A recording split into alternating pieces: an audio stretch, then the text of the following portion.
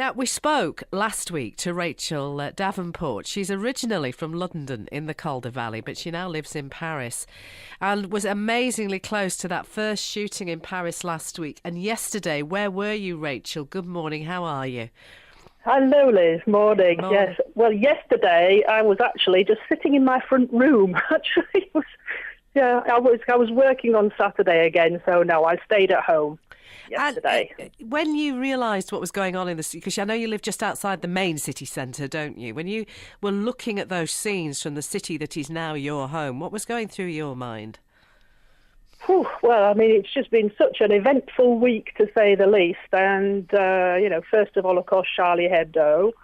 But then Friday, it was totally different because it was like everybody and anybody could have been involved in what was happening. So it was just, a very different feeling, very, very frightening. Very frightening. And it was being played out on television screens across the world, not just in France, as there was the two sieges and the individuals who were being held hostage and those who lost their lives. And it was almost as if you couldn't take your eyes away from it, and your thoughts and your prayers were with those who were being affected. Yes, exactly. But I mean, Friday I was in a meeting all day. And people with their phones, under the table, looking sneakily at what was happening. And about 3:30, this poor girl in the meeting just stood up and said, "Right, I'm going. I'm off." She was practically in tears. She said, "I've just got to get home," because they'd actually closed the Trocadero because there was a bomb scare. So it was just frightening, and people really were terrified. So we left early because people were getting trains and planes as well. So I got an earlier train, and would you believe the train left 5 minutes early because there was the bomb disposal unit on the next track, and the driver just suddenly said, "Right, got to leave now because there's a bomb scare." Oh.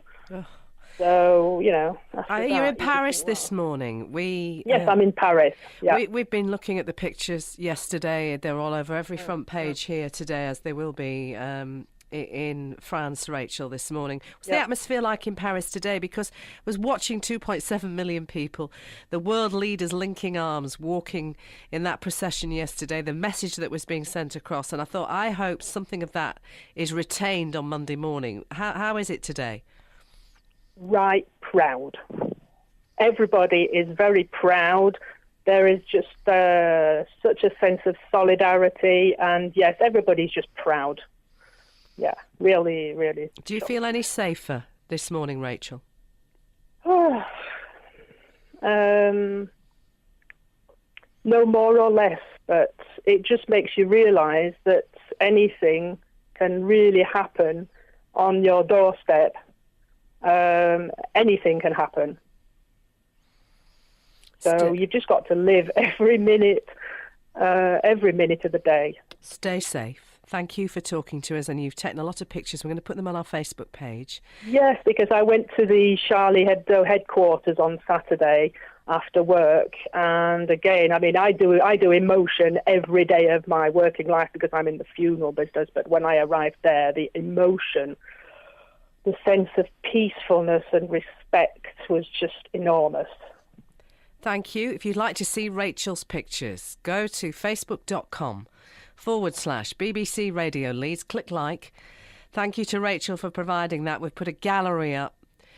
She's originally from Luddenden. She's lived in Paris for a long time. And she said, how does she feel this Monday morning? Right proud.